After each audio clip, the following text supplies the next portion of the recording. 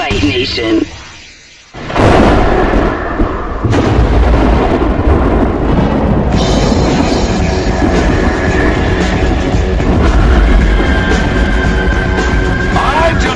It's time to roll, baby, on MMA Junkie Radio with Gorgeous George and Go. This is what we doing while we do it, baby. We rollin'! Covering MMA from all over the world, this is the premier stop for all your combat sports needs. MMA Junkie Radio, the only show broadcasting live from the Mandalay Bay Resort and Casino in the fight capital of the world, Las Vegas, Nevada. The lights are on and the mics are hot. It's time to get your MMA fix, junkies. Take it away, Big John. Gorgeous George and Goes, are you ready? Junkie Nation, are you ready? Well, let's get it all. From the fight capital of the world, inside the beautiful Mandalay Bay Racing Sportsbook, you are listening to the MMA Junkie Radio Show, the only show that matters. I'm your host, Gorgeous George. With me, as always, is the devious and dastardly Goes, our ace co-host. Producing back east, Jumbo Josh. Dan Thomas off today. What's up, guys? What's up? Not much. Not much, man.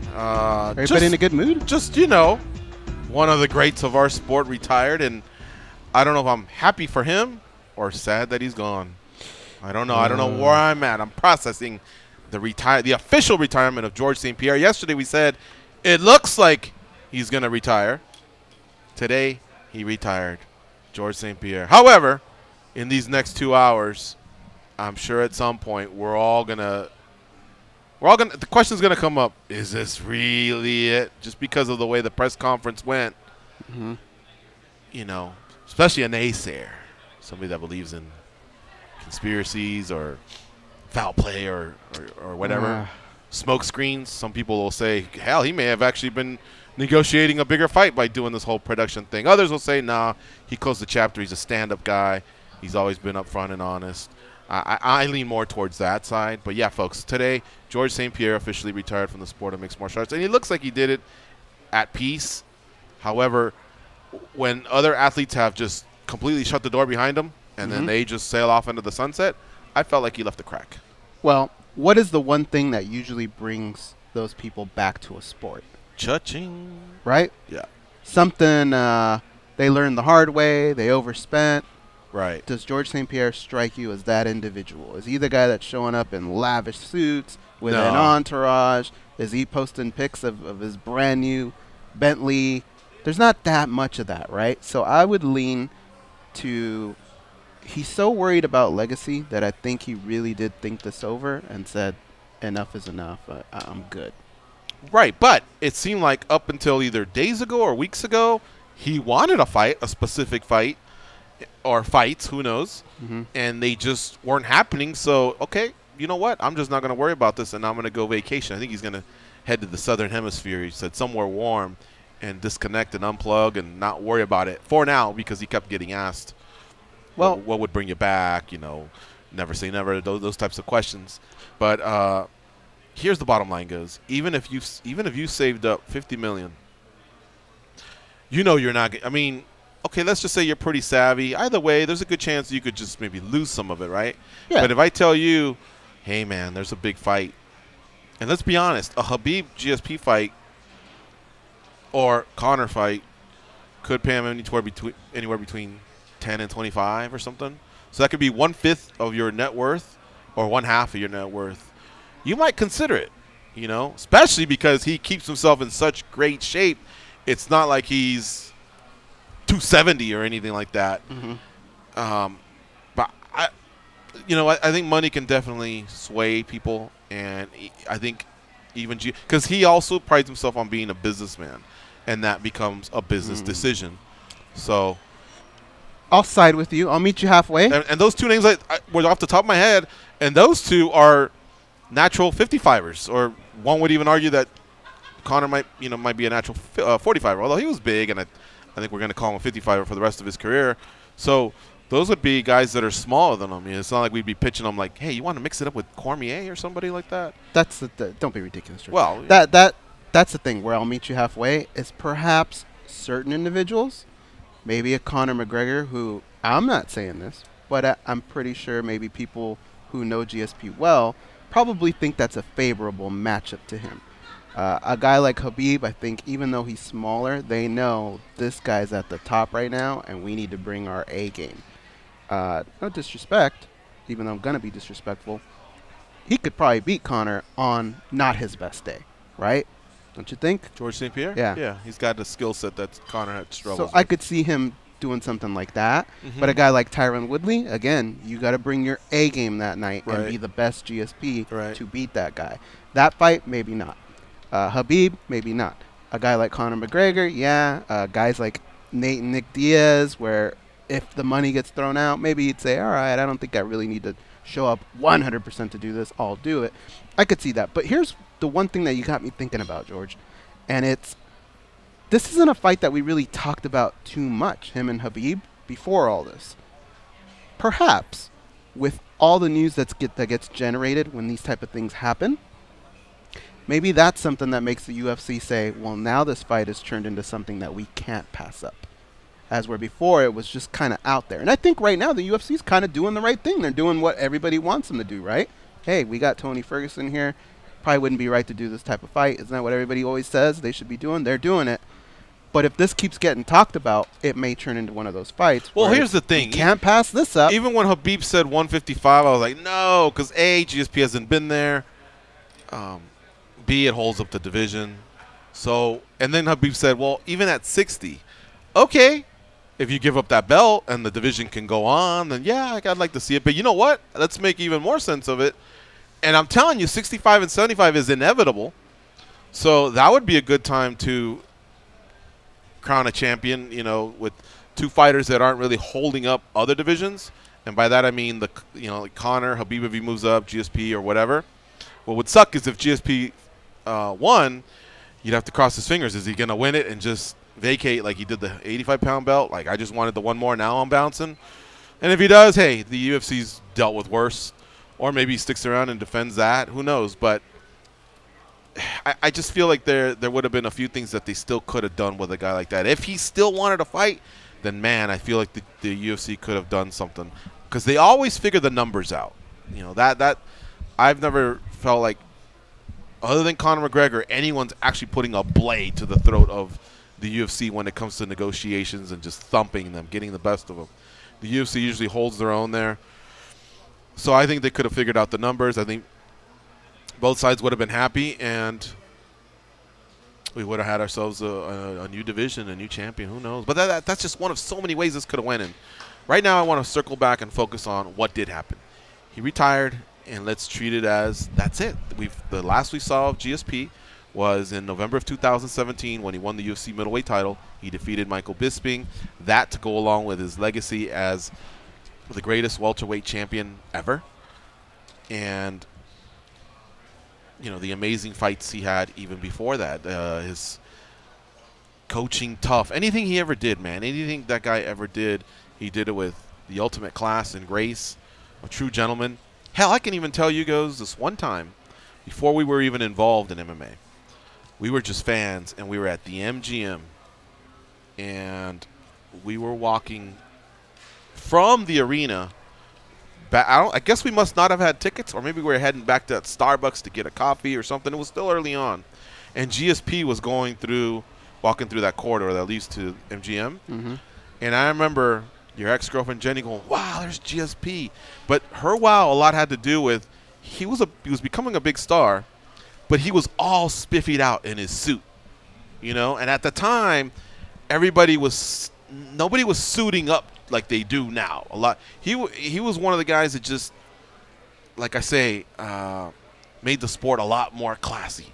You know, I'm not gonna lie to you and say I know for a fact he's the first guy to ever wear a suit. No, I'm not trying to say that, but you know, in the era of Tap Out and Affliction and everybody just being so casual, I just remember him in a suit, and he just got everyone's attention, and everybody like professionalism. They took a step back and said, "Wow, there's GSP." I think I even said it, and it reminded me of when the movie Catch Me If You Can. Do you remember when Leonardo DiCaprio's walking with all of those stewardesses through the Miami airport, and even the cops that are looking for him are so floored by the look of those hot chicks. They don't notice the captain, and he's kind of hidden in the. But they all kind of took a step back, and a couple of them tipped their hat and all that.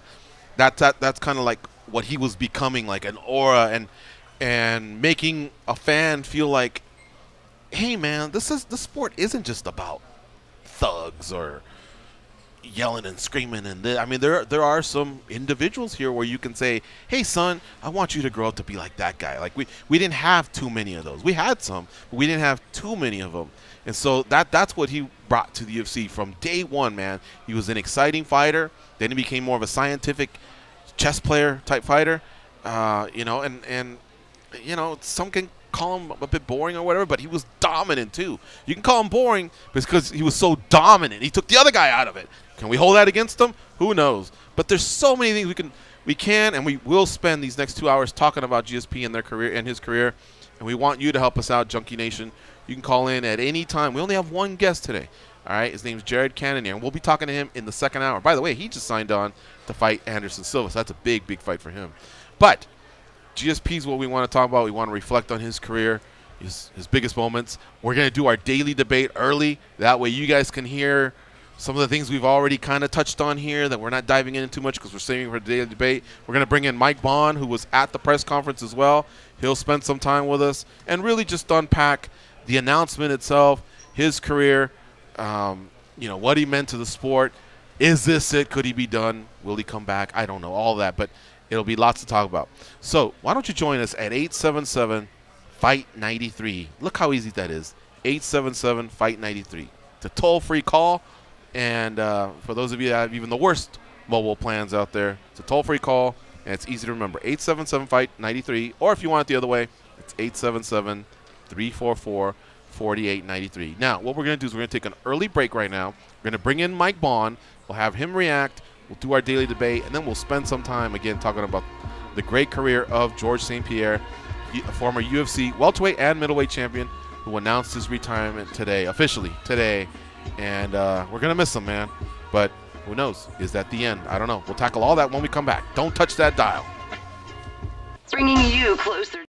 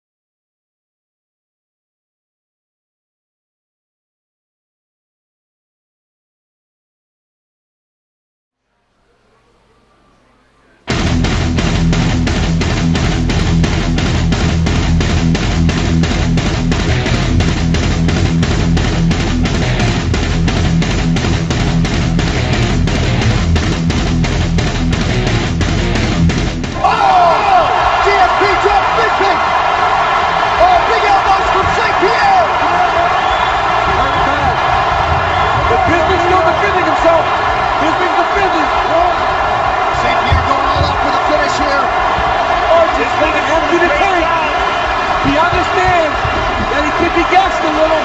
He's on the back. Give up the back. It's over. It's over, Joe.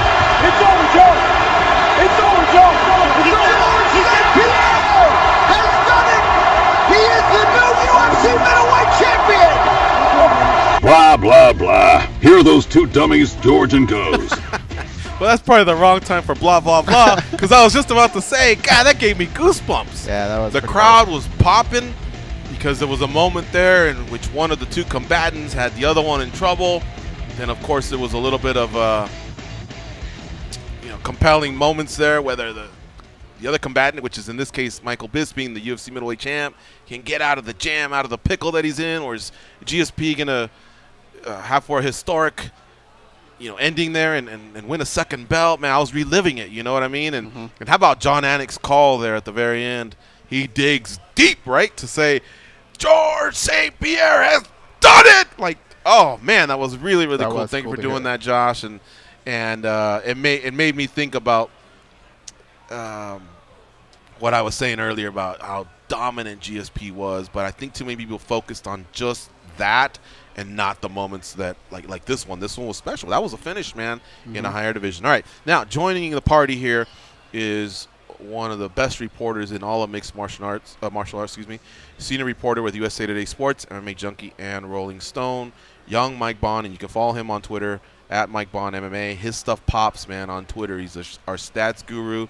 He's a hustler. He's a grinder. He's always on the spot. What's up, Mike Bohn? How you doing? I'm good, man. Just got back to Toronto not long ago from the trip over to Montreal for George St. Pierre's press conference, which I imagine we're going to be talking lots about. Yeah, you were there, man. What were you feeling, Mike, when George made it official that he's walking away from the sport? Were you closer to sadness or happiness?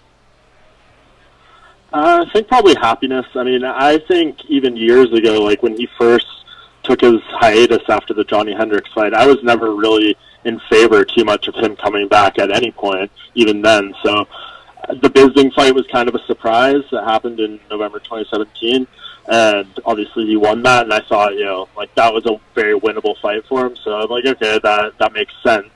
But yeah, I was never really on board with the comeback, so to see him official, it's like, okay, it's finally happened.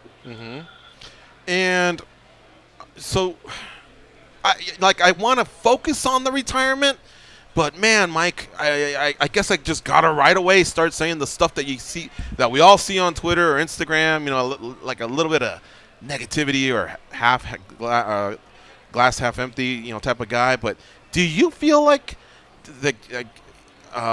this is the end of GSP? Like, did you feel like when he walked away, that was it, and he was walking into a sunset? Or did you look around and talk with others like, hey, hang on a second, are we really, really done? Because that's kind of the feeling I had. Yeah, well, he even kind of said it himself, right? Like, he asked, what if someone asked him, what if Dana White called you tomorrow asking about the Habib fight? And he was like, well, like, maybe, like, who knows what can happen tomorrow or the next week, but, like, right now I'm done, I'm out. So I don't know, like, we know MMA retirements, what they are. Like, we don't even need to go into that, how flaky they are and how many times we've seen people come back.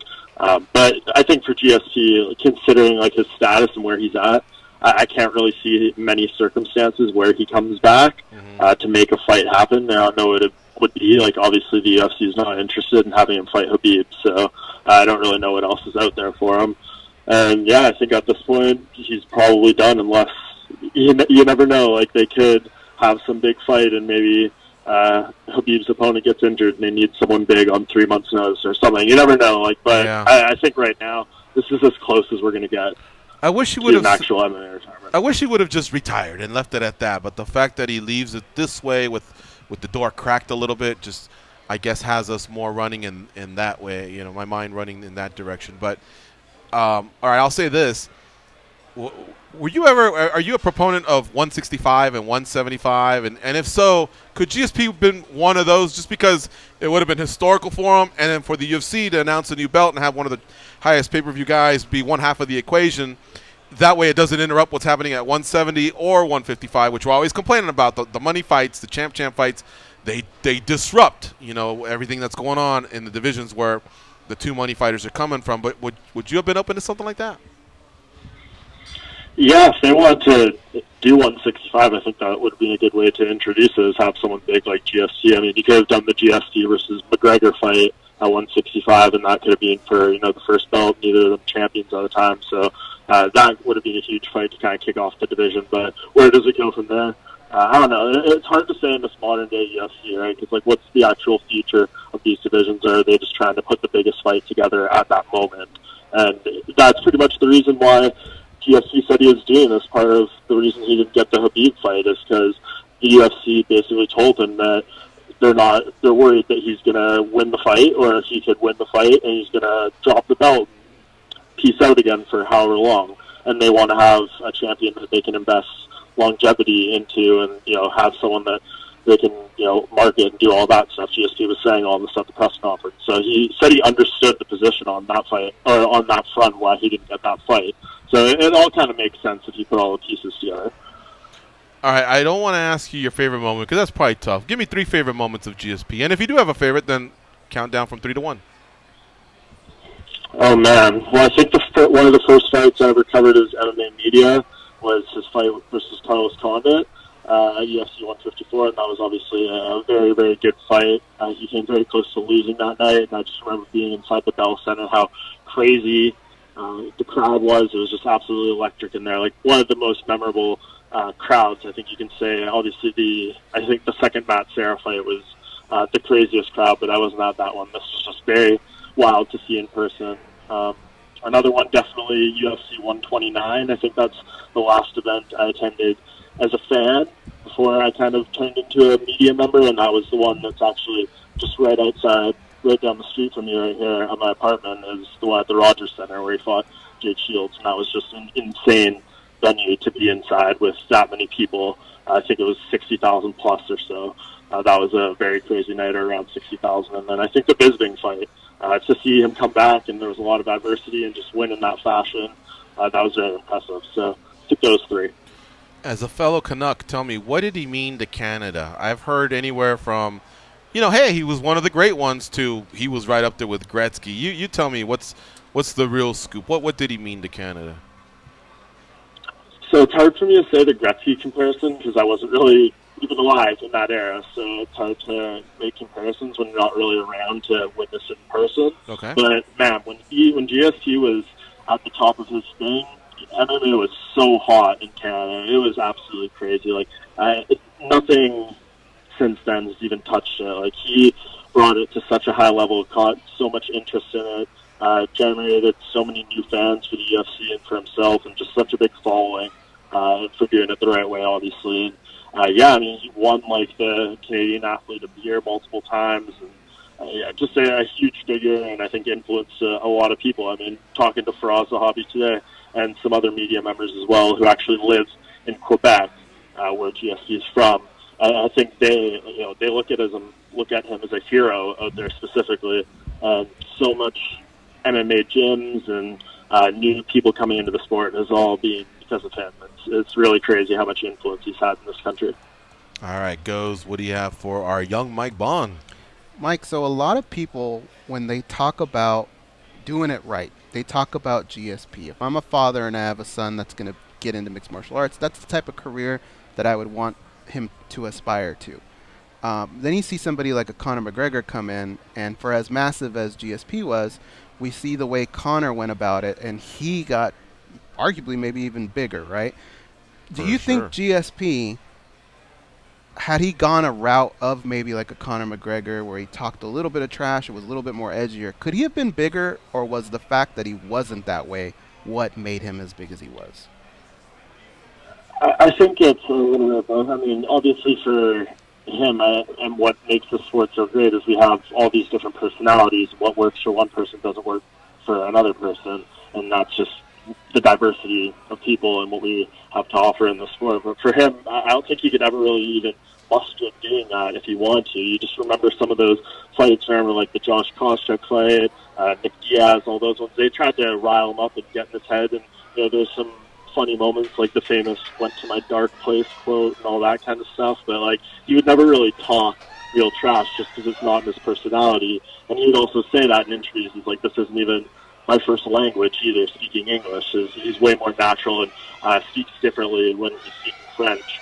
And yeah, for him, I don't think that was just really in his nature, and I think what worked for him at that time was just perfect. I don't really know if if he came into the UFC as a 25-year-old person, same thing going for him, if he would be as big of a star today as he was back then. I think it was just kind of the right era for him at the time to be as big as he was.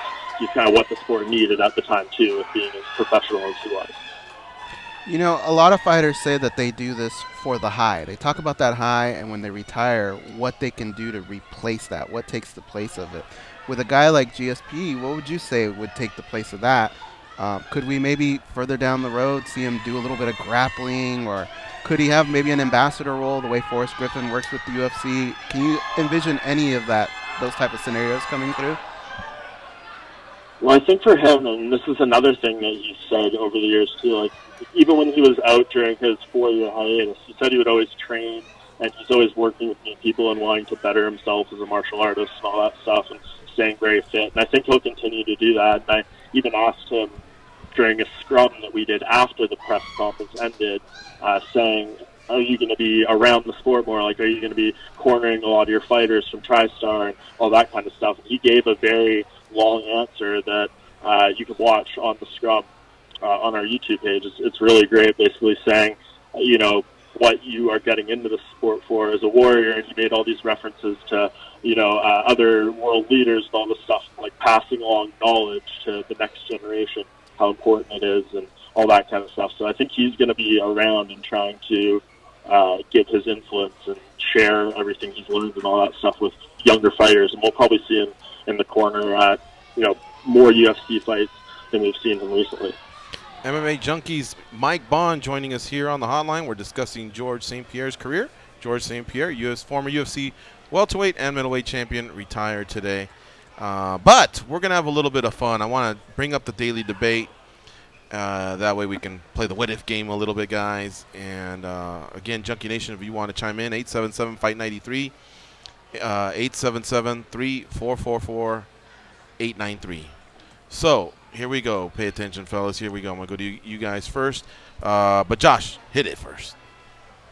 The brothers Garcia seemingly can't agree on anything. Everybody knows it's duck season. Rabbit season. Duck season. Rabbit season. Whether it's food, Less filling. Tastes great. Less filling. Tastes great. gambling, Always bet on black. I like red. Black. Red. Black. Red. Black, dummy. Or even social media. Instagram. Snapchat. Instagram. Snapchat. The same applies to the biggest stories in MMA. Time for MMA Junkie Radio's Daily Debate. Today's hashtag daily debate question for at MMA Junkie Radio. We know, George St. Pierre is retired now, but let's play revisionist history. What's the one fight you wish you could have seen him in before he hung him up? Hashtag George St. Pierre. Here are your choices, fellas. There is no other, so play by the rules. Conor McGregor, Habib Nurmagomedov, Anderson Silva, or Tyron Woodley. You can play other if you want, but you got to give me one of these four, and then you can give me your other if you want. Goes, lead things off. The way I look at it, boys, is this. His legacy as a welterweight is cemented. There's nothing that can hurt it anymore. But when you start to compare him to other fighters, that's when you start to play that pound-for-pound thing, and that's where a Bisping victory helps him out, right, in those regards. But I think what would even help him more is if he fought Habib, however, for that 165 belt. It would add another belt to his legacy. Right. Another weight class. He'd give somebody their first L. He'd give somebody their first L. I think that would help him out tremendously. So I'm going to vote Habib. How about you, Mike Bohn? I think for me, it's got to be the Anderson Silva fight. And I don't really know if are we talking about present day here or like at any point in his career? Because it's at any point in his career, I think it's got to be the Anderson fight. I think at GST's height, that could have been the biggest fight in MMA history when they were both absolutely killing it. I remember when GST was cage side when Anderson fought Damian Maia and I believe Abu Dhabi, and that was just a stinker of a fight, and that kind of spoiled it at that point. We were just so close to getting that fight so many times. I want to see it so many times in his career, and I would have even been happy seeing it more recently, but it was just never meant to be, it seems. And that's, I think, going to go down as one of the all-time kind of what-if matchups or what could have happened there.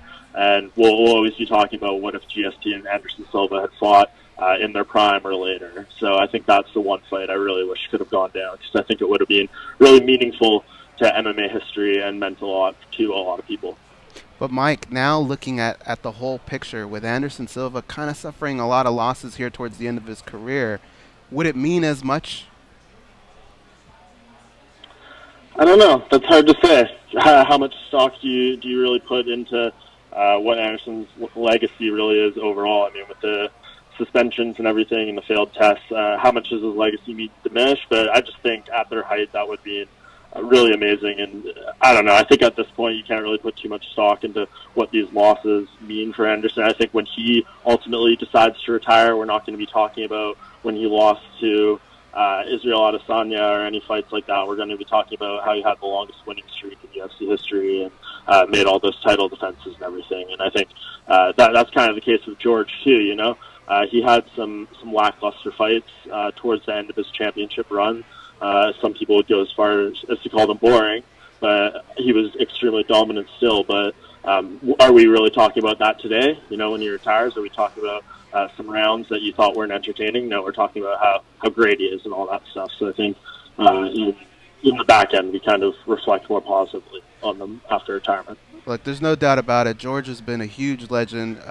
Thanks, Gus. But let's finish this daily debate. Yeah, that's what I was going to do. Is let's throw it over to George here and hear what he has to say. All right, so guys, I would say this. I see two stadium fights, McGregor or Silva. Cowboy Stadium, it fills up.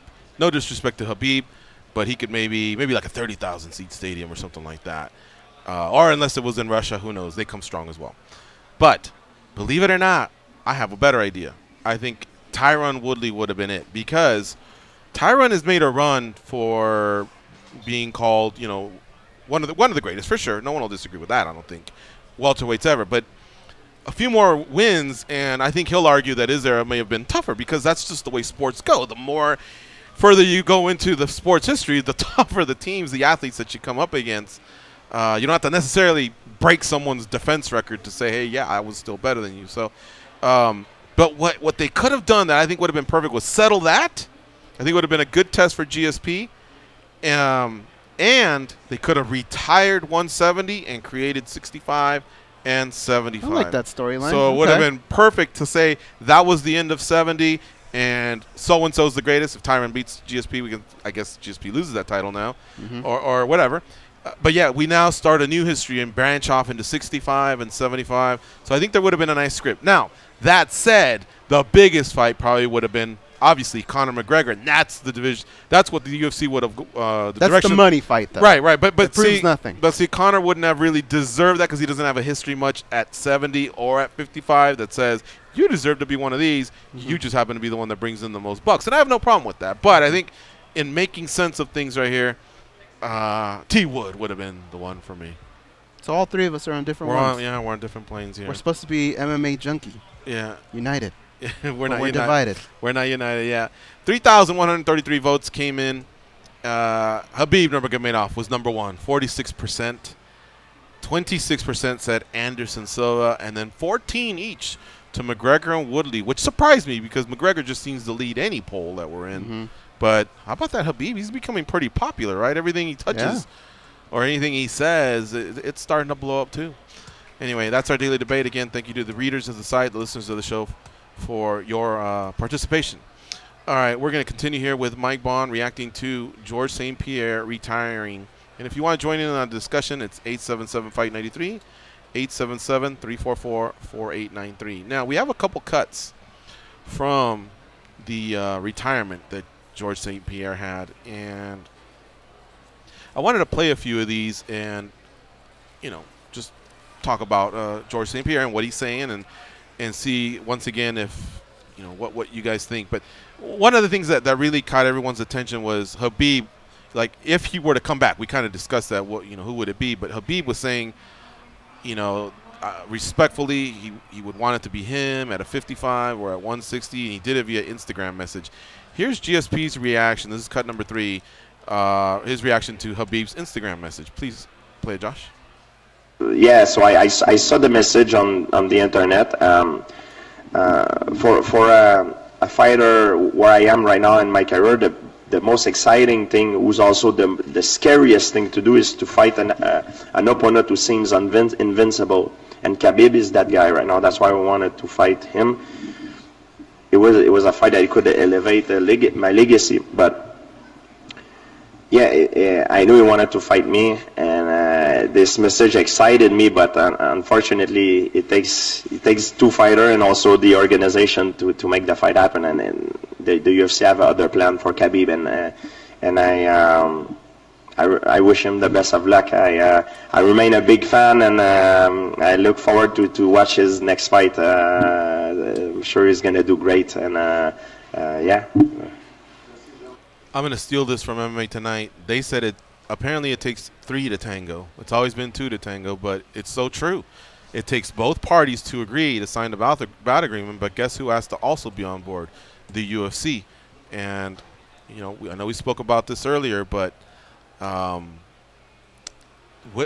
what do you feel like the backlash will be, Mike Bohn, towards the UFC? Oh, man, you know, this guy's retiring because you guys couldn't get your act together, and I know they'll get over it because they get over anything, but you think there'll be a bigger backlash?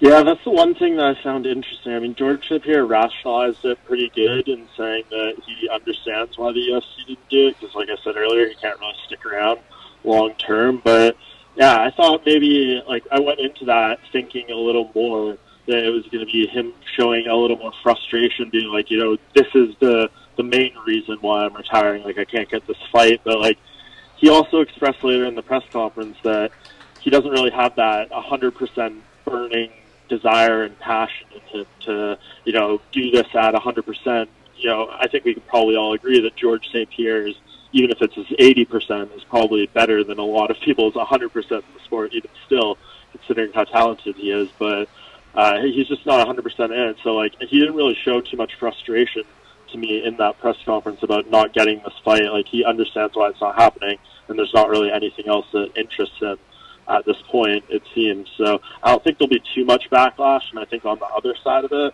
with Habib, there is such a mess already in the lightweight division, and we already don't even know when Habib is going to be fighting.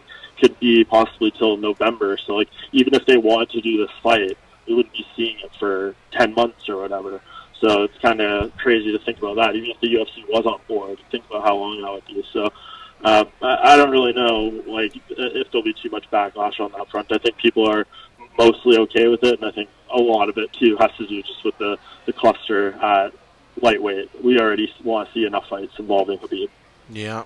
Well, he said he's going to unplug. He said he's going to go down to somewhere exotic, which I believe the Southern Hemisphere qualifies, maybe Southeast Asia or South America or somewhere where it's warm.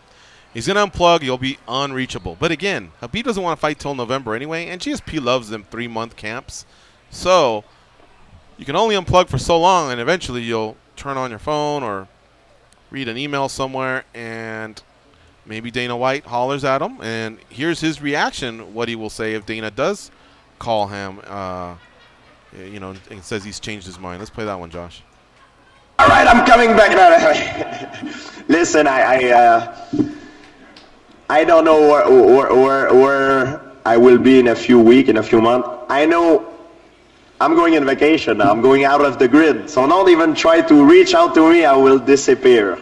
And I don't tell you where I'm going, but I'm going out. I'm going somewhere exotic and warm to relax. And yeah, I don't know. In a few months, I don't know. It's like a business offer. When you make a business offer, it's now. You take the business offer, yes or no. You don't take it, okay, you can't say in a few months, hey, your business offer, finally I want to accept it. No, it was now. You take or you refuse. That's how you do business. In MMA, that's how that's a business game too. You know, it became for me a business game. First, I started doing it because I love it. But I have my agents that take care of that for me. And I don't know where I will be in my mentally, state of mind I will be in my life, also how I will be in a few months. But I don't know. For me, it's retire now. I don't think about nothing else. I'm out of the grid. That's a good news. I don't even care about the other guys. They're not. I don't want them to call me out because I'm out. If I ever something happened, or Dana called me back and there's something interesting. We'll see. Like a movie scenario. Oh, he's coming back. We'll see. But right now, I'm not thinking about it. I'm out. He's coming back.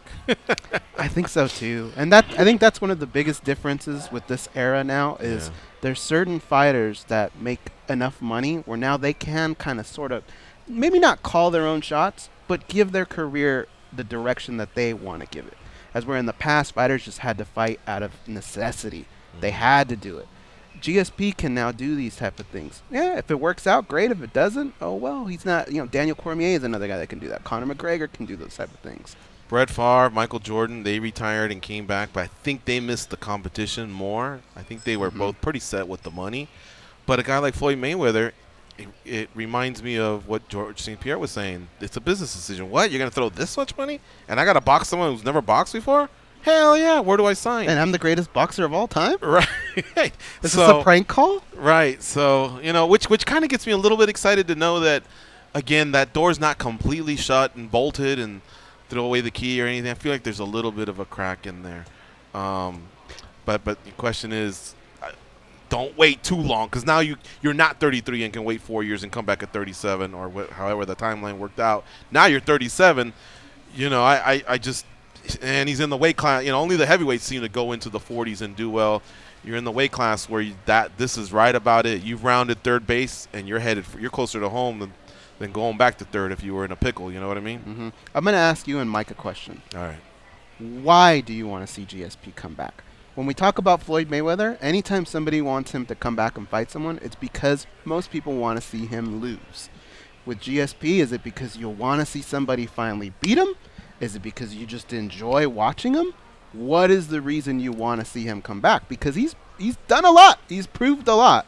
Why do you want to see him come back? Mike, you go first.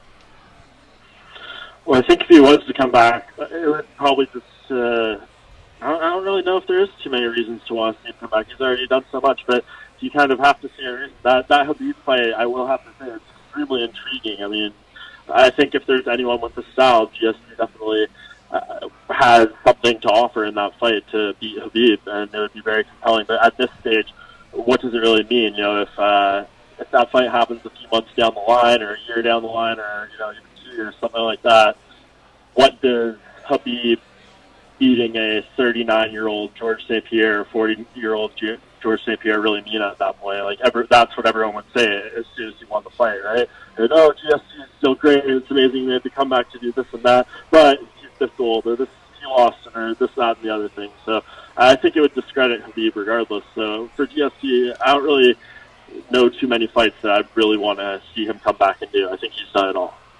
I would want to see him come back to get that huge payday, because look at what GSP sold: 500,000, 400,000, 700,000, 530, 625, 920, 1,300. Part of that was Mir and Lesnar at UFC 100. 770, 800, 800, 700, 950, 630, 875. Hopefully he did break the bank, but did he get a lion's share like it appears like Conor has been able? Conor, maybe even Ronda, were able to negotiate better paydays, So that I would want that. 2, I would want him to win. But see, that sounds disrespectful because we've yet to pick the other opponent. So I don't want any Conor or Habib fans to think, oh, you want our guy to lose, huh? You want your guy to set it straight. No, here's why. Because he's not old school by any means, but he's part of an era that, along with BJ Penn and Anderson Silva, where those guys are now kind of heading in another direction. We're putting them out to pasture a little bit. And there's the young guns that are out there, and they're doing well. Izzy just did a number on Anderson. So I kind of would want to see an old school guy still show the young guys it's not your time yet. You know what I mean? Everybody makes a lot of money. And remember, if the sport makes a lot of money and there's a lot of eyeballs, UFC, MMAjunkie Radio, Young Mike Bohn goes, myself, it helps all of us out. We need those types of big paydays or big events. You know what I mean? So I love it when we're the attention, the spotlight of the world is on us. I love those nights. You know what I mean? Because I feel like we can help create the sport grow and we make more fans. I'm gonna sound like a dick when I say this. I don't like those as much as you do. What's that? Those giant paydays. Because what that means for them, I am yet to get a present from Daniel Cormier or a cut of anything No, he he brought makes. us Popeyes once. That is true. I'm sorry about that, Daniel. What does bug me is the more and more, I don't mind them getting paid. The more and more they make, the less they fight. The less they're going to fight. And that's that. You have boxing, the model of boxing, to prove that. The more money they make, the less you're going to see those matchups. The more money you spend, the more you want to make more money. Not everyone, have though, you seen? right? Have you? Well, you're right. You're right. You're right about that. But have you seen Conor? How much he was like when Ronaldo told him what he made? He was like, "Oh, I'm going to try and get you next year in Forbes," and all of a sudden that became a little bit competitive for him. So some of the ones that get a taste of that, they want to make a little bit more money. But you're right. I understand what you're saying. Careful what you wish for. You know? Remember Pride? We all loved Pride. But wouldn't you have liked to see some of those matchups in their prime? Yeah. All right, Mike Bohn. Is there anything you want to add? Because we got to go to break soon. From that we may have missed from the press conference itself, or just your feelings in general towards St Pierre's himself, his career, or his retirement announcement. Well, I think just to tail off what you said as far as him getting the big payday, I just generally believe that too. I'd like to see fighters get paid as much as possible, but I don't really see that as being a big motivation for him to come back. He said at the press conference, "I'm set for life," and he said that for a long time now. So I don't really know what kind of lifestyle he lives. It seems like he has a lot of outside ventures too, but it seems like money is something that doesn't really play too much of a factor to him. If he's out there happily saying, "I'm set for life" for years at this point, and there's no reason to see anything in his life that's proving otherwise, he apparently doesn't need that big payday. So why come back just for more money if you don't really need it and risk potentially hurting your legacy with a loss, or worse yet, injury or something worse than that? I know we're up against the clock, but let me get one more to both of you guys. Which one's more impressive? Most wins in UFC title fights, he's got 13, or most takedowns in UFC history, he's got 90. In second place, active fighters has like 65, and it's Frankie Edgar. So I'm talking about like untouchable records. Which one impresses you? You go first. Wins. You can take down somebody a lot in a fight and still lose. 13 title wins, man. That's incredible. How about you, Mike Bohn? What impresses you most? It's got to be the title wins, but the takedowns record is incredibly impressive because he's been at the top of that list. I think he was at 85 before Bisping got to 90, and he's been up on like 40, 50 takedowns on the entire UFC roster in history for years at this point, and still no one is even that close to him. So that's a pretty crazy record. And he did it against wrestlers, and he wasn't a wrestler, so you're right. Yeah, they're both pretty incredible. All right. Thanks, Mike Bohn, for jumping on here with us. We really appreciate it, man. Great stuff from you as always. Anytime. Appreciate it. All right, we'll see you. Follow him on Twitter at Mike Bohn MMA, and we'll be right back after this break.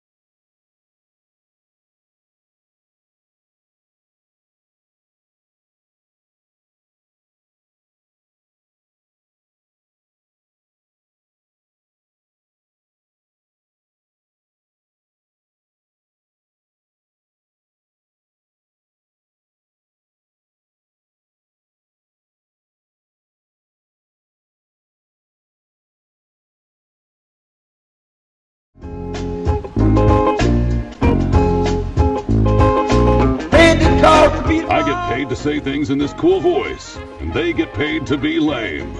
Here are Gorgeous George and Goes. Here we go, Hoopsters. Tonight at 10:30 Eastern, the Houston Rockets duel with the Los Angeles Lakers. Good luck to the Rockets.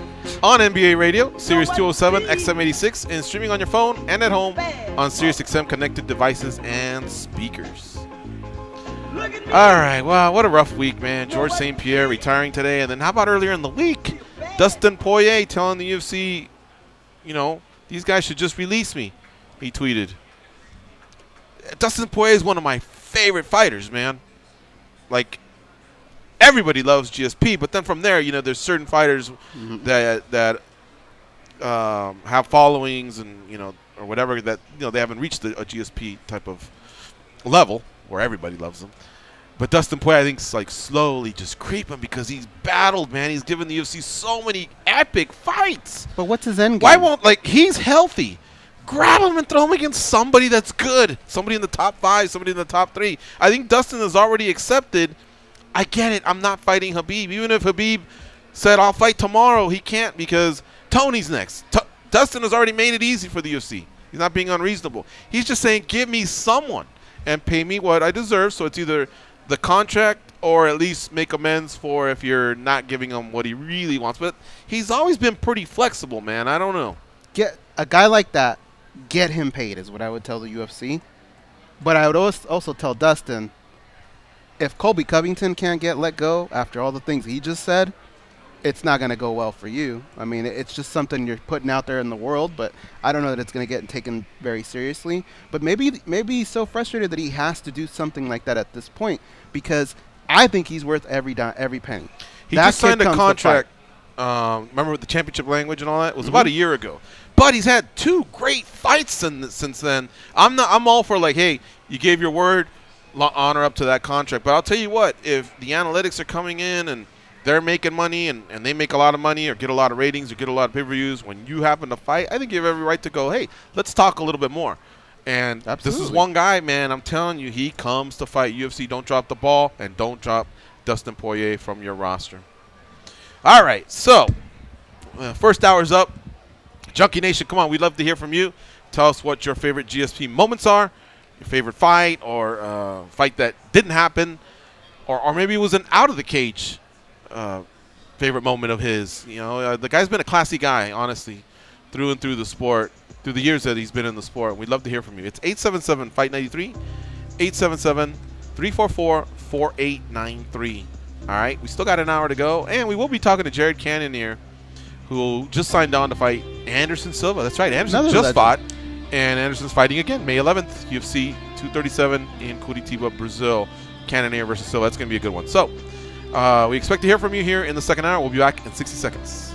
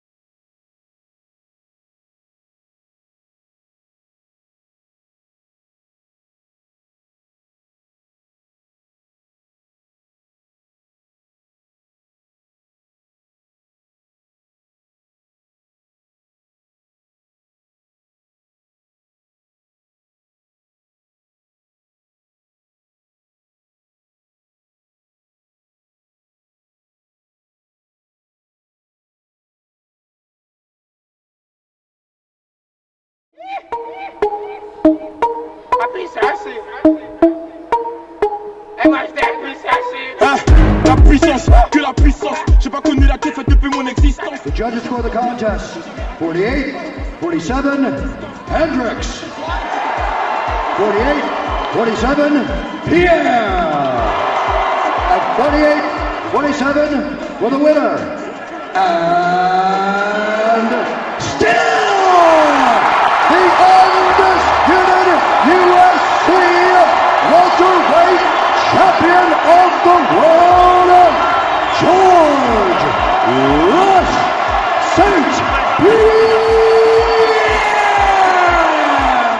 They are the stretch marks on the underbelly of the MMA community. But hey, stretch marks are the new tats. They are Gorgeous George and Goes. All right, it's the second hour of the MMA Junkie Radio Show. Again, yet another one of the calls of GSP's fights. Man, what an all-time great the sport has lost. George St Pierre retired earlier today, even though we feel like there's still about a 5 to 10% chance he'll be back.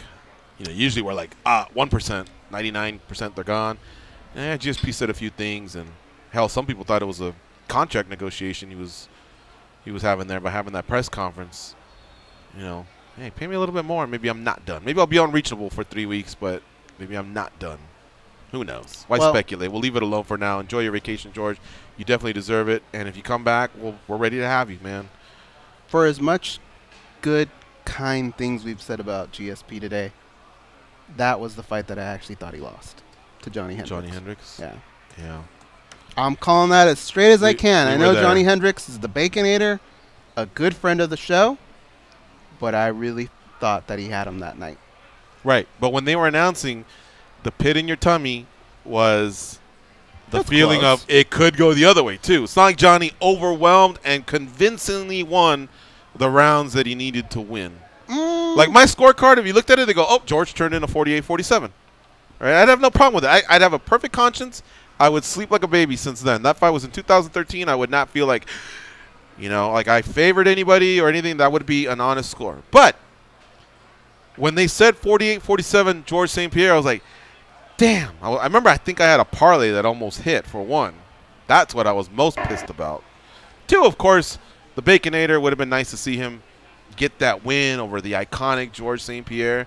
But I was reasonable, and I remember going, yeah, it was close. It was close. Like, you know, and I think George could have felt the same way if Johnny won. He could not have done that face like, what? Well, the judges are crazy. Nope. It was that close, so it was on them. They, you know, and I know it's tough to say, man, after 24 minutes of battle, but that last minute, I think, could have decided it. Well, I will say this. We were at that fight, and at the press conference afterwards, what really was maybe a wake-up call. Don't say GSP looked messed up, because he just blotches and bloodies and cuts. This was different, though. He did kind of look messed up, but that's not where I'm going. Where I'm going is this. You go directly to the press conference, right, when you're pressed, and you wait a little bit before the fighters get there, Dana White gets there. Back then, they used to have them all up at the same time. But the one thing that I remember is, for as much as fans go back and forth and cry robbery and this and that, amongst the media and amongst coaches of other fighters and other fighters there, it actually went back and forth. Like, it wasn't everybody in the room going, what the hell, Johnny Hendricks won that fight. There were a couple people here and there, a couple coaches, a couple people we respect, that said, I don't know, I had GSP. So maybe not a robbery, but I did feel like Johnny won that night. I agree. We got big shout out to Fury MMA in the YouTube chat, Phil Edelstein in the YouTube chat, Juliet Staff in the YouTube chat, William Carbajal in the YouTube chat, and Nick Kendrick. What's up? Got a couple calls on hold. Let's go to Mark in Toronto. Marco in Toronto, sorry. Hey guys, how's it going? Good, man. How about you? Not too bad. I just wanted to talk a little bit about GSP and the rise of MMA in Canada. At the time, I started training in 2001, and nobody knew what MMA was. Gyms started filling up in 2005 after Bonner versus Griffin Tough. That brought a lot of fans to MMA in Canada. And then shortly after, GSP became champion. And then women started asking me about MMA and GSP and if I knew George. And it just took off from there.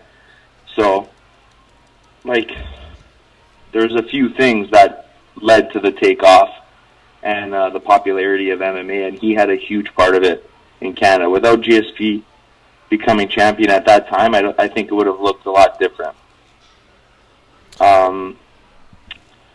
I don't know what you guys think about that. For sure. Well, I kind of had a question because... for sure. Very impactful on the sport itself, but for sure in Canada, man. How old are you, Marco, if you don't mind me asking? I'm 32. 32, all right. Mike Bohn made me feel like an old man because when we brought up Wayne Gretzky, He gets kind of like, I wasn't really around for that. But the discussion I had with some friends the other day was, where does GSP fall when you talk maybe Mount Rushmore Canadian sports, right? How does he fall into that? Do you know a little bit more about that? Who is there? Like GSP, Gretzky, some dog from the Iditarod, and then what, like a lumberjack guy? The Mountie from the WWE. Who else? Just kidding. All right, tell us. I'm not a huge fan. I wasn't a huge fan of Mike's answer there, because you didn't have to be alive to feel the impact of Wayne Gretzky, and you didn't have to be around during his Edmonton Oilers run to know the impact of Gretzky. Like I started MMA after being a fighter in hockey, so I'm very familiar with Gretzky, and GSP's right up there. Like, he's so recognizable. Everybody knows GSP. Like I said, like, it was crazy because no one knew what MMA was in 2003, 2004, you know, and then all of a sudden Tough comes around, the gym, people started coming to the gym, and then women started asking me about the UFC and George St Pierre, and, like, he's just such a recognizable, even in Toronto, like Toronto and Montreal, I don't know if you guys know, but don't have the greatest relations at all times, but George helped bridge that gap. Like, the Rogers Center filled up quick when he was at that event live, you know, 60,000 people. It was incredible that night, but they didn't care that he was from Montreal or he was French Canadian. No one could care less, you know. So goes back to what we were saying. He was likable. He was classy. Yeah. When he represented Canada, you could tell he represented the whole country. I don't think he ever, you know, fell upon the fact that just that one province was mine or anything like that. It seemed like a lot of people were proud to say he was our guy, and not a lot of fighters or not a lot of people could have pulled that off. So again, a testament to his professionalism, his class, the type of person he was, the attitude, how kind he was. You know, guy's just impressive, man. You know how we made fun of Canada for a little bit? Let's make fun of the United States. Yeah. Just for a little bit, because we're dumb too. Here's what happened. I remember a GSP fight. I might have been against Thiago Alves, where the people were chanting USA for GSP. Really? How dumb are we? Yeah. Well, we didn't do it. We were at the beach during that fight. I wouldn't be that dumb. Yeah. But, yeah, I remember hearing that, and I remember thinking, God, these people are probably watching this going, how dumb are these people? Yeah. Well, here's how dumb I was. I bet against GSP. I bought into the Thiago Alves hype. And he looked unstoppable. I think Malky Kawa and King Mo put a few things in my head, and next thing you know, I had Alves. And I remember my cousin Hugo from Peru, I talked him into it. And every single time GSP took down Alves, I remember him saying in Spanish, "La verdad que somos huevonazos." And what he meant by that was, we are fucking jackasses. Why did we bet against one of the all-time greats? And every time he did the takedown, he kept saying it over and over, like, because Alves got up a couple times, but then GSP would take him down with that explosive double, and then he'd fucking go, here we go again, puta madre, like, you know, that $100 must have meant a lot to him, man, and he never let me forget about it. He's like, how dumb are we? This is one of the all-time greats. It's like betting against Usain Bolt. This is what he does to everybody, and we're fucking, you know, betting on the other guy. And so that's how I was dumb, but I didn't bet. I didn't say USA. Great call, Marco. Thanks for calling in. We appreciate your support. Calling more often, my man. Let's go to Daryl in Texas. All right, thank you, buddy. Daryl in Texas, what's up, bud? Daryl is not there, sadly. Oh, he just dropped as soon as we were going to him. Stupid Daryl. What happened? Yeah, exactly. I was looking forward to him. Yeah, I don't think I had heard that name before.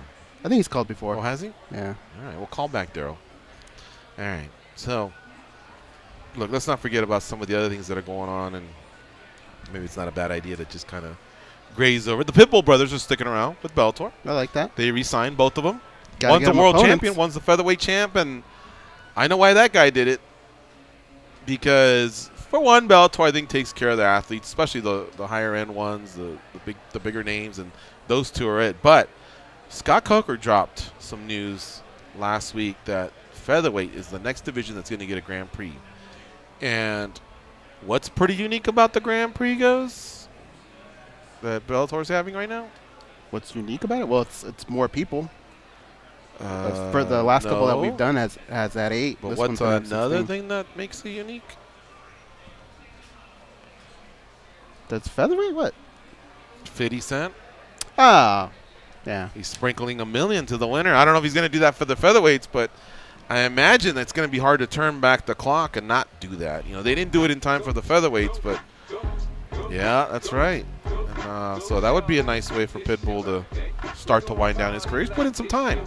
I'm not trying to show him the door or anything, but both Pitbull brothers have resigned, and one of them's a champ already, so it would have been tough for him to get out of his contract. But they need different. The older brother in the lightweight division, he's resigned as well. What's that? They need different guys to fight, I think. The Pitbull brothers. That would have been one of the things where if I'm doing that negotiation, I got to think, all right, if I'm going to re-sign these guys, I got to make sure I have people. Because people show up because they want to see the Pitbull brothers, but it's not always about that one guy. Like, you need a dance partner, and I'd like to see a couple different names sprinkled in there for them to fight. Okay. In retirement, George St. Pierre buries the hatchet with UFC President Dana White. I didn't really think there was much of one. Did you? A little bit, yeah, I think so. But I gotta remember, he was part of that association that they started. Like that, he probably didn't like that very much. That is true.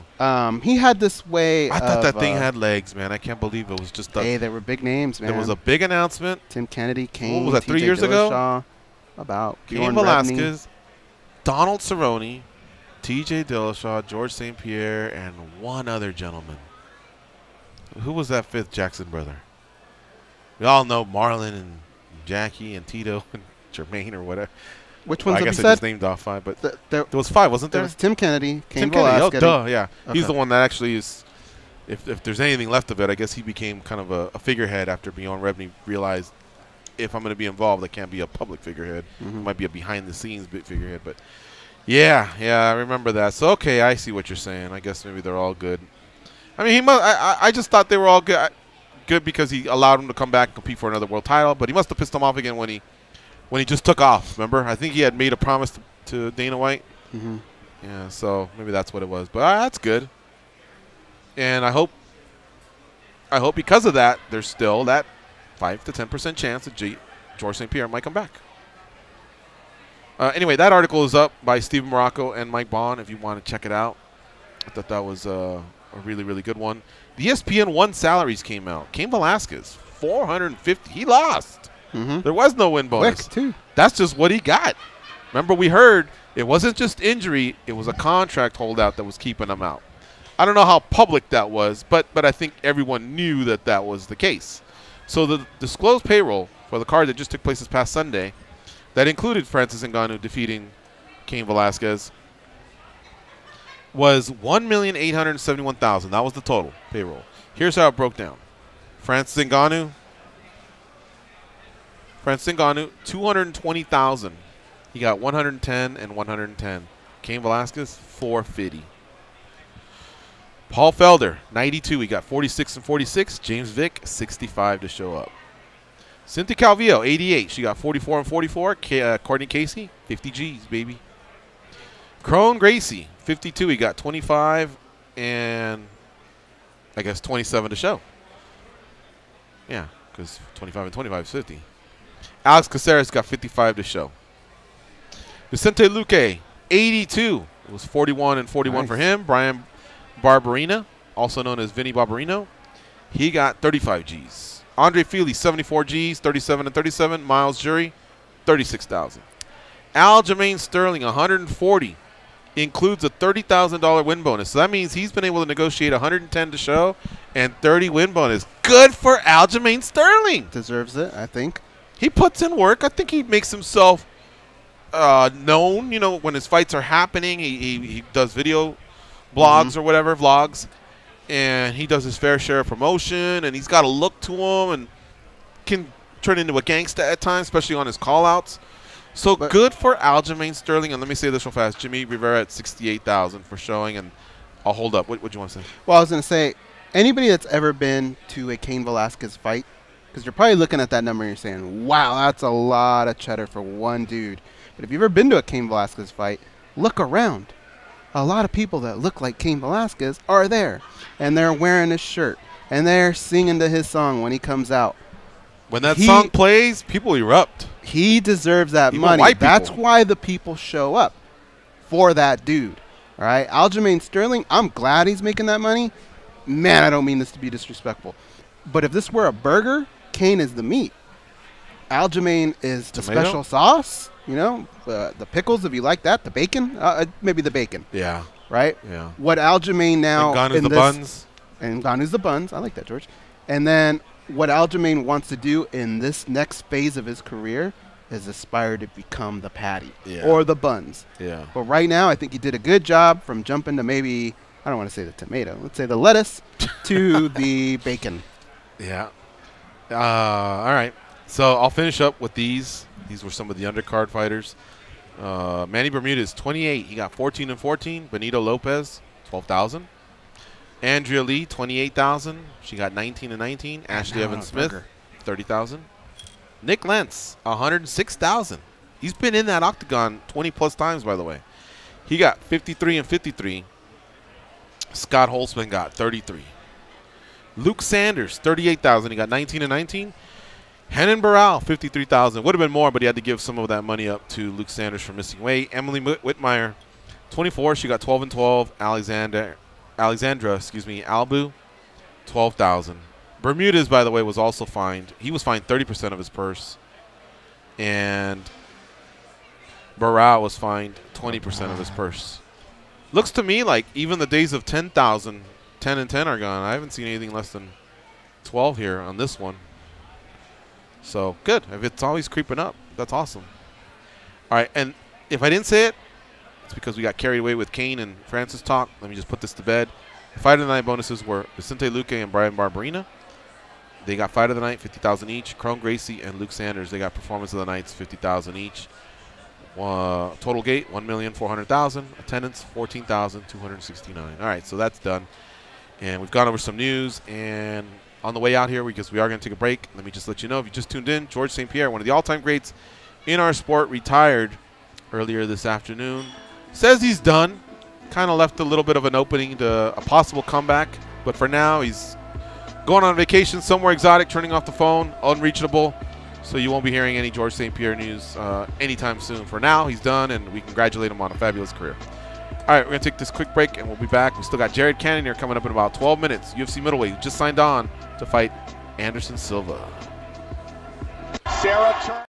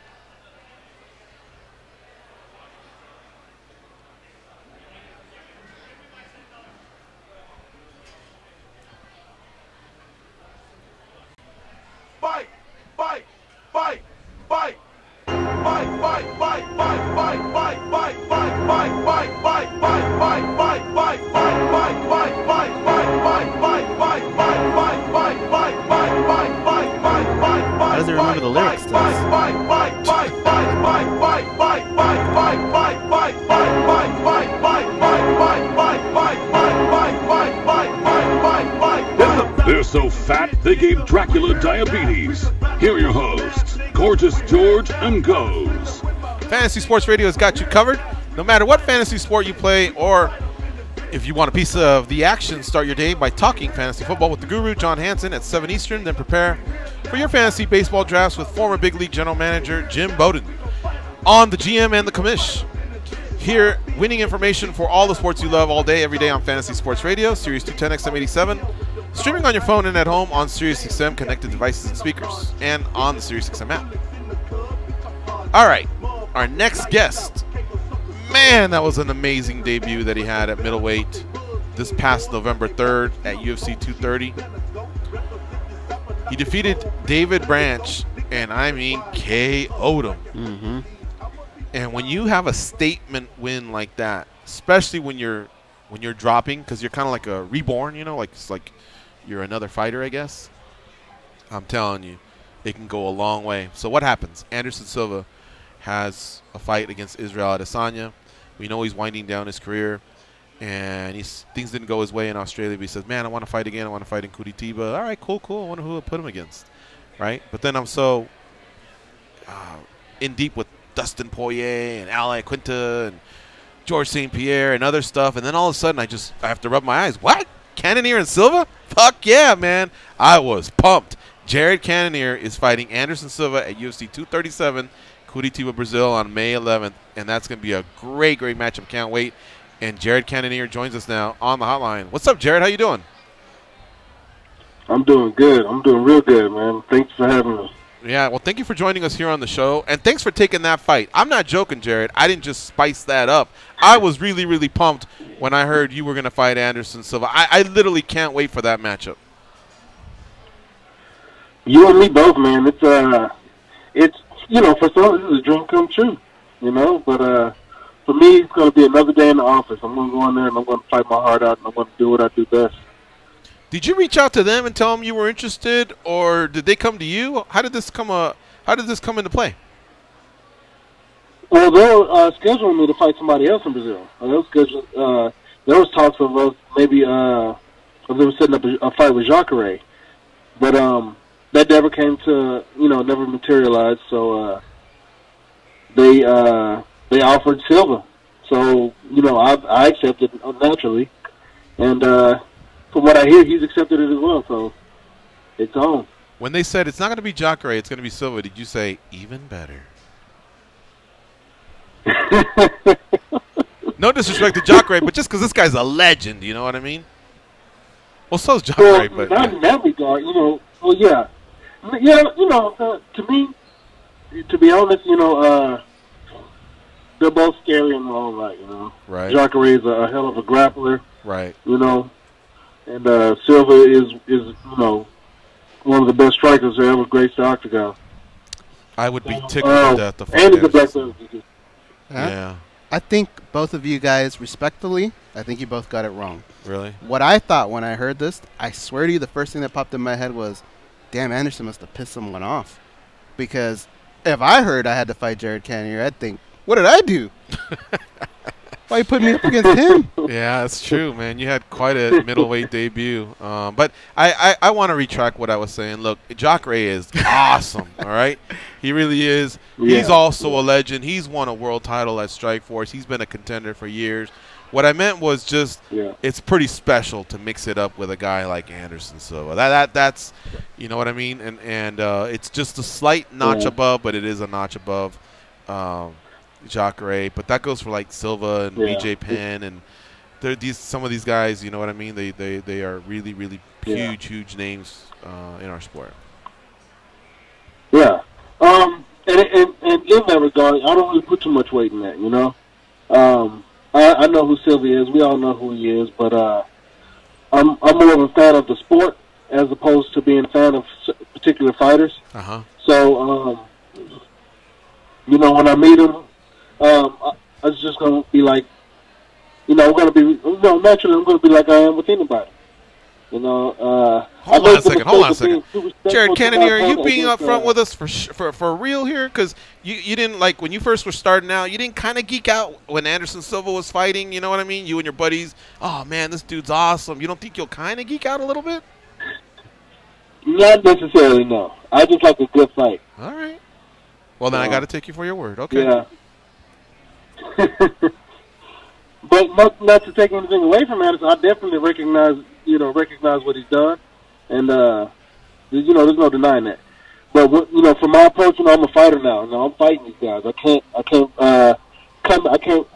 For my, the way I see it, I can't really approach these guys like that. I made that mistake when I fought Glover. I was a little what's the word? Enamored, you know what I'm saying, about the whole thing. Yeah. And I was excited to fight him, you know what I'm saying. I was down to fight him for sure. But I think I showed him a little too much respect when we finally squared off in the cage. Mm-hmm. And I'm not gonna make that mistake again. I have a formula that I use when I fight any and everybody, and it's the same formula I use for everybody. So I'm gonna look at Silva, not as Anderson Silva, but this body in front of me that I have to break, essentially. Mm-hmm. All right, Jared Cannonier is our guest here on the MMA Junkie Radio Show. He recently signed on to fight Anderson Silva on May 11th at UFC 237. UFC 237 is stacking up very nice. Rose Namajunas will defend her women's strawweight title, against Jessica Andrade. Rogerio Nogueira, also known as Little Nog, he'll be facing Ryan Spann. Betch Correa slated to face Irene Aldana. Rumors of possibly Amanda Nunes versus Holly Holm as well. But Anderson Silva versus Jared Cannonier is an awesome matchup, man. That's where Anderson Silva is originally from, Curitiba, Brazil. So, man, this is an away game for Jared. He's going to hear, ooh, va morir, which means you're going to die. You are going to be public enemy number one, but you're going to be a heel. Oh, man, but I hope that you embrace it and enjoy it. Because, you know what? They say that, but they are very respectful fans at the end of the day. I think it's going to be a great experience for you, Jared. Yeah, as long as nobody run up on me and try to touch me, it's all good. Really? What if they want to shake your hand and say, great fight? Well, that's cool. What about I think at the end, I think when it's all said and done, I think they're going to end up being fans anyway, because they're going to really enjoy the fight. We both, me and Anderson both bring it, and I think the fans are going to really enjoy this one. So I think I'm going to make some new fans. If anything, these Brazilians are going to turn around and love me at the end of the day. All right. Goes, what do you have for Jared Cannonier? Jared, what were your thoughts on Anderson's last fight? And when you break down your fight with him, have you maybe discovered new holes in his game? Because he doesn't really have too many. No. Striking is his field. You know what I'm saying? That's where he likes to play his game. So, I don't know. To be honest, I hadn't really, thought about how I'm going to approach the fight in a specific way. At this point, you know what I'm saying, I run off instinct, and I already know how I fight. And I'll just pit my style against what I see. And I think, as a matter of fact, I know that I can get in there and knock Anderson out. I can knock anybody out, but I know I can get in and knock him out. I feel that he may have to be a little bit more cautious on the feet. So, who knows? You may see him shooting for a double leg or something. Like Paul Daly on Michael Venom Page? Can you imagine that? Oh, yeah. I know, right? That was crazy, wasn't it? Yeah, sure. Well, I thought you were going to leave me hanging there. Okay, so you did see the fight, yeah. But that was smart, though. To be honest, that was smart. Yeah? So, I'm not going to knock Paul Daly for doing his thing, and I wouldn't knock anybody for shooting on me when it comes time to throw these hands. So, but, who knows? I don't know what's going to happen. You never know what's going to happen. That's what makes Anderson so great. You never know what he's going to pull out of his pocket, you know? Right. And I feel that he's only shown us, when we've seen of what he can do, I think we've only seen the tip of the iceberg, to be honest. Right. But, Jared, do you get... It's going to be a fun fight, man. When somebody leaves an open-ended statement like, I'll tell you what's going to happen, someone's getting fucked up, someone's getting laid out, someone's getting knocked out, do you take that as being insulting? Because you could be one of the two that winds up on the floor. But at the same time, I think people are just voicing how excited they are at how dynamic both strikers are. I've always wanted to ask, someone like yourself what they think of when fans and media go down that route? You know, you can't really put any weight into anything anybody says, to be honest. But, you know, if you're going to, people just go by what they've seen, and they've only seen the fights. So, who knows? I don't know. People, you know, everybody's got an opinion. But, you know, I don't get offended by it if they're talking about me, because you're absolutely right. It could definitely happen to me. Especially, again, going up against a guy like Anderson Silva. So, you know, and this is stuff that we prepare for. We already understand that these are, you know, the worst of the worst thing can happen in that. You know? Right. And I come to that understanding, but I don't dwell on it. You know, I dwell on me being the best that I can be and going in there and doing what I do best. Jared, when they brought this matchup to you, in what order did they present everything? Because I would imagine one thing I would want to know is, all right, where's this going to be at? Maybe there is a little bit more street cred in beating him where he's from. And then the other thing I thought about was 3 rounds versus 5. How much different would a fight, how much different are you as a 5-round guy, and how much different do you see him being in 3 versus 5? Well, I'll answer the first question, which, well, when they brought it to me, they told me Jacare was not going to take the fight. And I was like, okay, I kind of figured that this might happen. And then they told me but, you know, they're going to offer us Anderson. I was like, okay. And he said it's not going to be, it may not be in Curitiba, though. It may be in Rio. So, Brazil's, you know, so it'll still be in Brazil. Okay. Which doesn't matter to me. It doesn't matter where I go. It doesn't matter who I fight where. You know what I'm saying? It could be on the moon. That's all I care about. Fight's a fight. If they're going to pay the way to get there, and they're going to make it happen, then let's do it.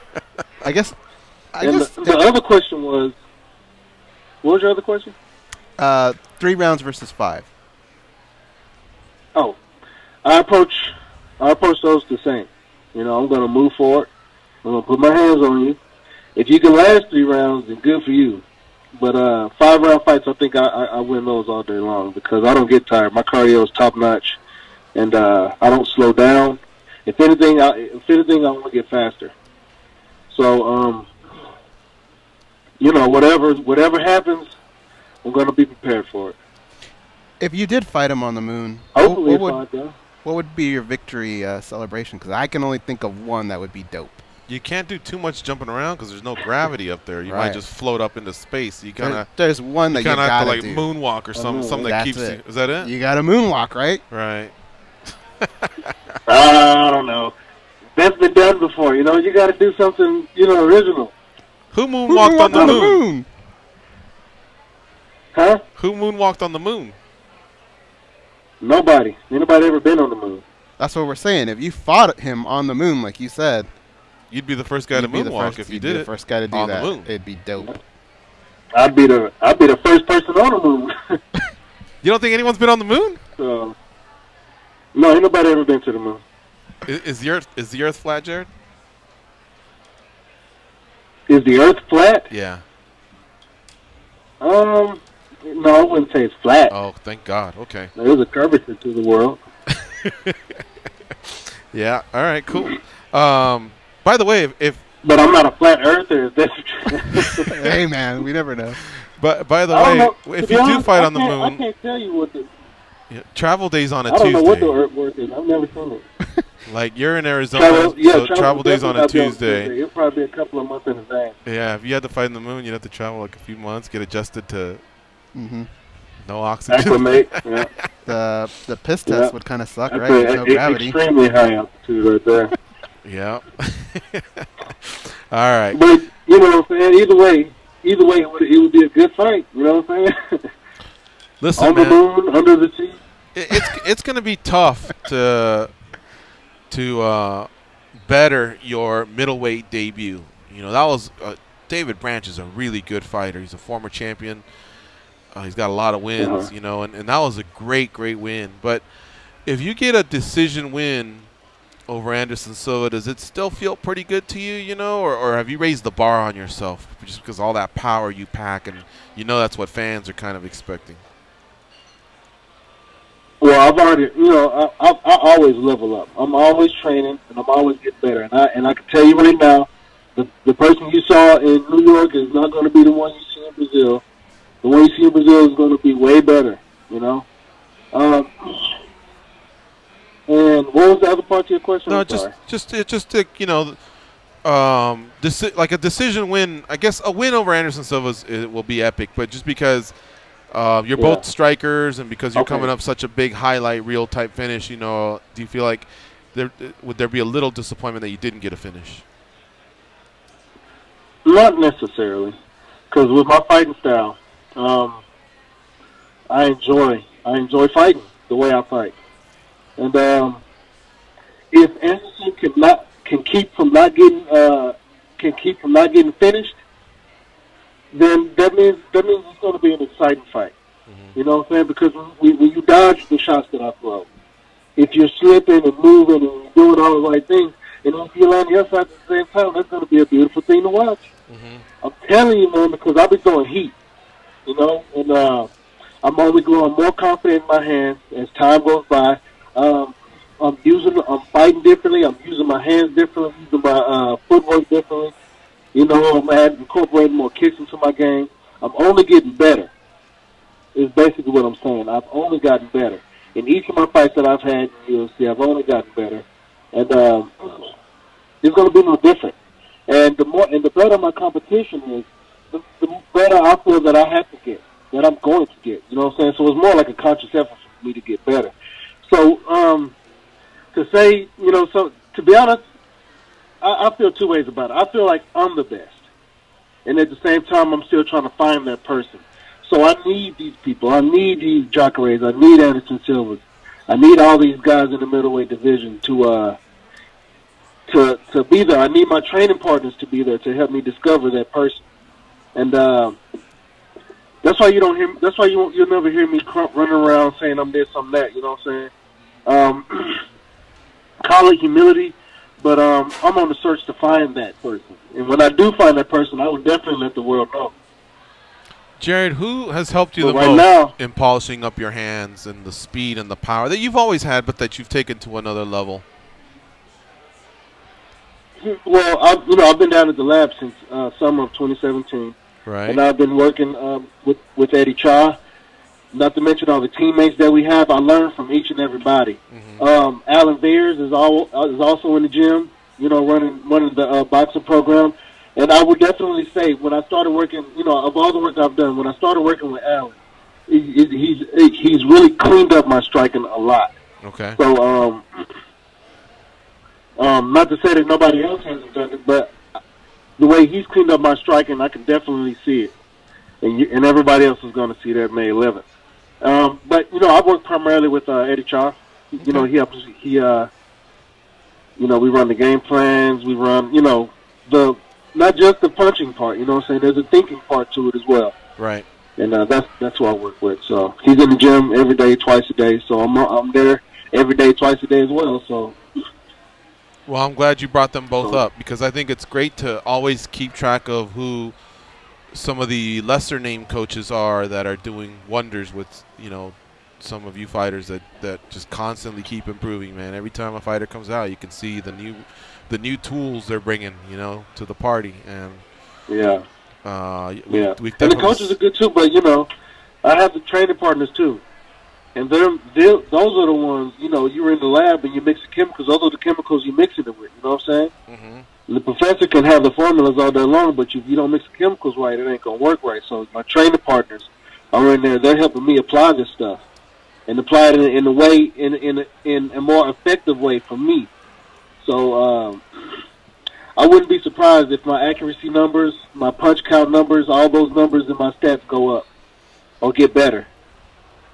Everything except for I think my takedowns is going to get, that's going to get better, so that gets lower. Gotcha. Hey, Jared, give me a good story on any of the times you've ever hit pads. Have you ever missed a pad and knocked down a coach? No. Or a teammate? No. No. Okay. Well. No, and I'm very careful. I mean, I know I've got the power, you know. Mm-hmm. So when I'm hitting pads, I'm putting my weight into those pads. You know, if anything, coach's shoulders be fucked up. So that's it. But I'm you know, we've had some near misses, right? But I haven't missed it, and he hasn't. You know, I hadn't sat down on the coach, and I'm very careful too in that regard. You know, I train accuracy. Mm-hmm. And even with my sparring partners, you know, I know when I land shots, you know, I know these shots could be knocking people out. But I don't have to. All I have to do is make the shot happen, make that moment happen, recreate that moment. If I can recreate that moment at will, on command, then I'm gonna have a wonderful career. You know what's the story I was hoping to hear? And this is a long shot. I get it. I was hoping you'd go, man, that was this one time Benson Henderson was holding pads, and I hit him in the body so hard that toothpick flew out.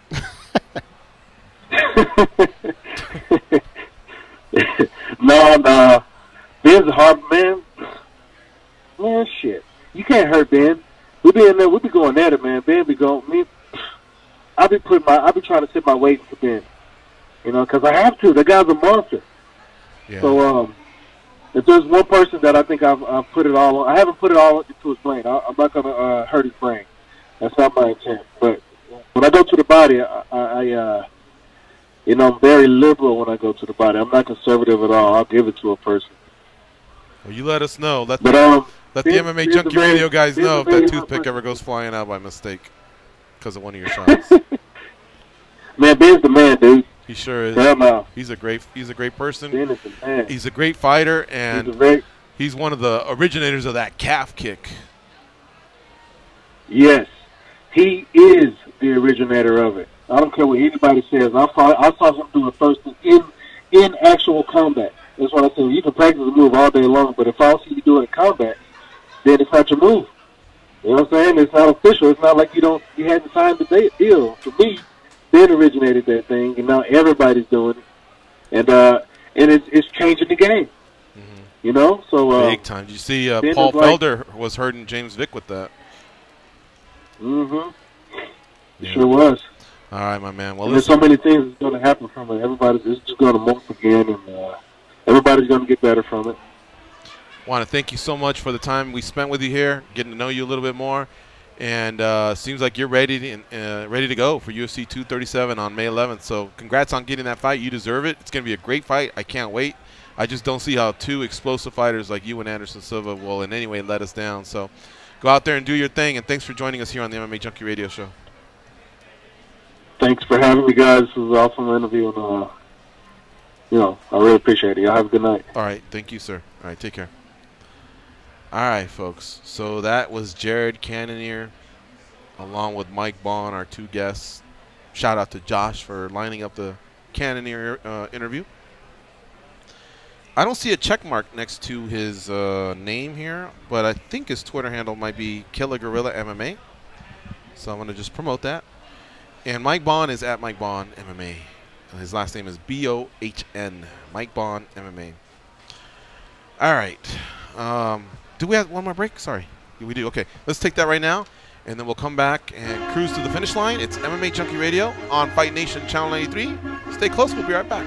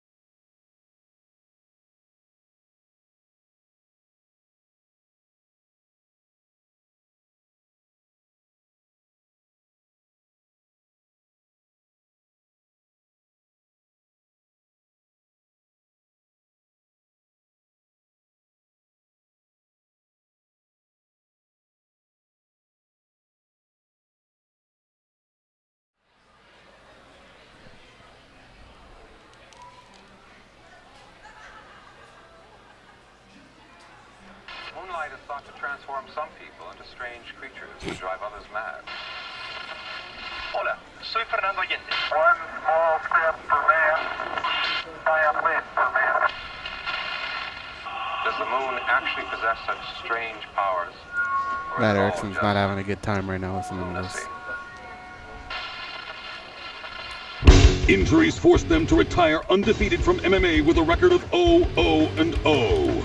They are Gorgeous George and Goes. And this is MMA Junkie Radio. All right, we're back. Just hung up the phone with Jared Cannonier, UFC middleweight, fights Anderson Silva at UFC 237 on May 11th. That's right, they just signed up. Anderson Silva coming off that loss to Israel Adesanya. I guess that right eye has already healed up. It was a little puffy there after the fight, but he's looking good and ready to go. So that's always great when these big-name fighters just jump right back on the horse. Here's a couple of mentions here from the Twitter sphere in regards to George St. Pierre's retirement at UFC. Thank you, at George St. Pierre, for everything. Habib Nurmagomedov says, let's do it in November. After this fight, you can retire. I grew up on your fights and have nothing but respect for you.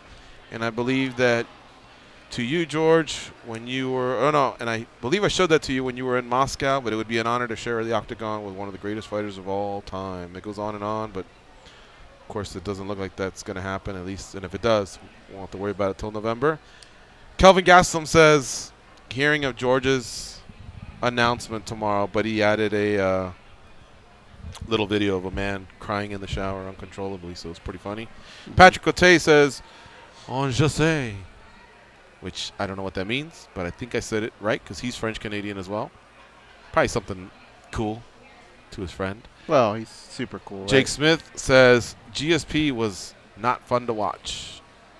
Way to go. Way to just shit on the whole day, Jake Smith. I mean, he wasn't crowd-pleasing, but he was dominant, and you got to appreciate that. I mean, not all his fights were like that. It's just a handful of them. Santos says, GOAT, respect. I know a lot of people know. I know a lot of people know this, but a lot of people don't. So, GOAT also means greatest of all time. That's from Leandro Santos. Sean O'Connell says, this fascinates me. Fight day was just about the only thing I did like about being in MMA, probably why he is one of the best ever. Truly loving the grind is a strange and remarkable thing. Rafael dos Anjos, former UFC lightweight champion. Thank you for everything you've done for our sport. George St. Pierre, you're a role model of a champ and a big inspiration for me. Enjoy your retirement. Bilal Muhammad says, happy retirement to one of the best to ever do it. Ken Shamrock says, GSP was a great role model on how you go about your career and not to let anything or anyone make you change who you are. I have the utmost respect for George St. Pierre, and he will be great at whatever he chooses to do next. Want me to continue? Yeah. Queen Latifah says, thank you, George St. Pierre, with a couple Canadian flags. Man, he's going to kill you one day. Eli Latifi? Yeah, you got to mix it up. I told him, are you okay with it? And he said yes. Yeah? Yeah, it was like one of the first interviews. When he first showed up, we were like, we're just goofing, right? Yeah, don't worry about it. So if he actually has a problem with it, I'm going to say, hey, man, you said, so you need to chill, I'll tell him. Coach Kavanaugh, Conor McGregor's coach, says, thank you, GSP. Dana White says, congrats on an amazing career at George St. Pierre. Ben Askren says, you guys all know what he's talking about. Dana to GSP, I really need someone to eliminate this curly-haired fuck. How much is it going to cost? Eric Spicely said, thanks, bud. What a wordsmith, huh, that Eric Spicely? Yeah. Elias Theodoro, thank you, George St. Pierre. That's it. Deep thoughts there, Elias. Damian Maya That's says, really all he put? That's all. Felicitaciones por incroyable carrera profesional. Parabéns pela increíble carrera, George. So I think Damian Maya was attempting to speak French. But what I can tell he said was, congratulations for your incredible professional career. Congratulations on an incredible ride, George St. Pierre. Yeah, there you go. Final thoughts on him, George. Inside and outside the octagon, the greatest ever. Do it like that man did it. Yeah. He's the standard. We'll be back tomorrow, folks, with another edition of MMA Junkie Radio. 8 p.m. Eastern, 5 p.m. Pacific. Join us then, won't you? For Josh and Goes, I'm George. Have a nice evening. Go out there and be champions.